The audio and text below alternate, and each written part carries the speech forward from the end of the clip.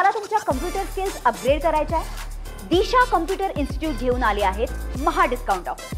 आता कोणताही कोर्स करा फक्त 1800 रुपयांमध्ये. आणि ते जसं जसं भविष्य त्यांचं आता अंधारमय होत चाललेलं आहे तर त्यांनी टीका करणं त्यांच्यावर सुरू केलेलं आहे. राष्ट्रवादीमध्ये असलेली फूट ही कौटुंबिक फूट त्याला मानले जाते, म्हणून ते उद्या एकत्र येण्याची शक्यता नाकारता येत नाही. त्या पद्धतीचे त्यांचे संकेतही आहेत.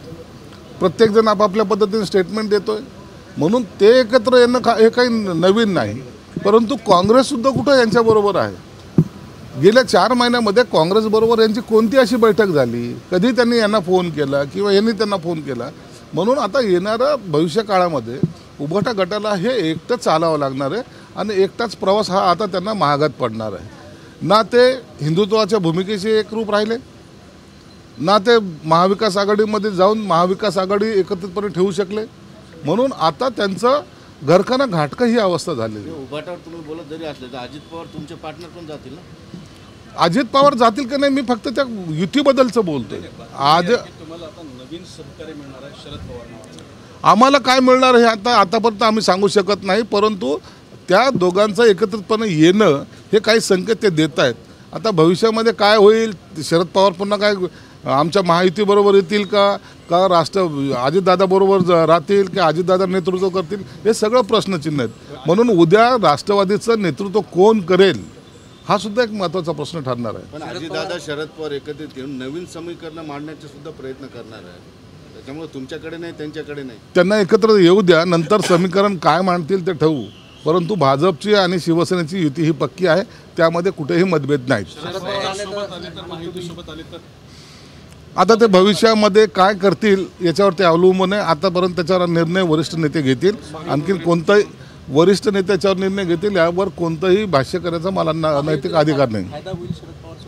त्याबद्दल मी कोणतंही वक्तव्य करू शकत नाही. याचा निर्णय वरिष्ठ घेतील. एक प्रश्न असा आहे की जर शरद पवार आले तर मोठा भाऊ हा राष्ट्रवादी होईल, कारण की खासदारांची संख्या त्यांची जास्त आहे आणि केंद्रात खासदारांची भाजपला गरज आहे. त्यामुळे या समीकरणाकडे कसं पाहता? मोठा भाऊ होईल, छोटा भाऊ होईल. चंद्रबाबू नायडू आले म्हणून काय आमची चंद्रबाबू नायडू बरोबर युती झाली का? नितीश कुमार आलेत म्हणून आमची काय नितीश कुमार बरोबर युती आहे का?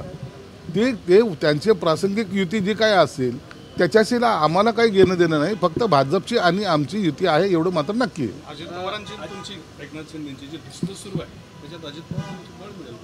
अजित पवारला काय बळ मिळेल नाही मिळेल हे नंतर भविष्यात ठरवेल ना, परंतु आता त्याच्यावर भाष्य करणं योग्य नाही. पण तुमच्या फंडाबद्दल बऱ्याच चर्चा सुरू झाल्या की तो फंडच कापलेला नाही, अशी सुद्धा माहिती आहे की तुमचा फंड वळवलेलाच नाही.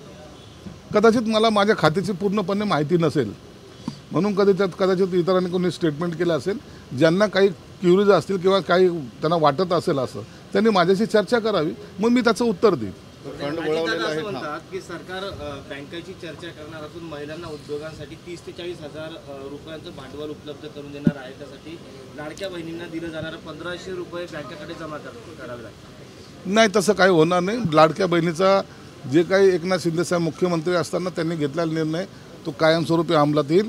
आता नवीन त्याच्यामध्ये काही डेव्हलप करायचं असेल, आणखीन काही द्यायचं असेल तर त्याचं स्वागत आहे. परंतु लाडक्या बहिणीचं जे काही आज त्यांना मिळतं त्याच्यामध्ये कुठेही कपात होणार नाही. भारत पाकिस्तानची आज बैठक आहे, दोघांची समन्वयाची चर्चा, निर्णय वगैरे घेतले. हे बघा, हा आंतरराष्ट्रीय प्रश्न आहे. यामध्ये वरिष्ठ नेते किंवा वरिष्ठ संरक्षण यंत्रणा जे काही बैठक होईल त्यावर आताच्या घडीला भाष्य करणं योग्य नाही.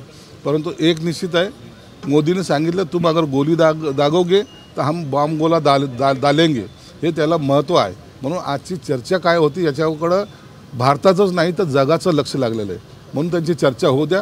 काय निष्पन्न होईल यावर भारताची पॉलिसी ठरेल आणि त्याला आपला सपोर्ट असेल. ते त्यांचे आपसातले असलेले प्रेमाचे संबंध आहेत. परंतु आता याचा पालकमंत्रीपदाचा निर्णयसुद्धा आता लवकर लागावा अशी सगळ्याला अपेक्षा आहे. मला तुमच्या कम्प्युटर स्किल्स अपग्रेड करायच्या आहे? दिशा कम्प्युटर इन्स्टिट्यूट घेऊन आले आहेत महा डिस्काउंट ऑफर. आता कोणताही कोर्स करा फक्त 1800 रुपयांमध्ये.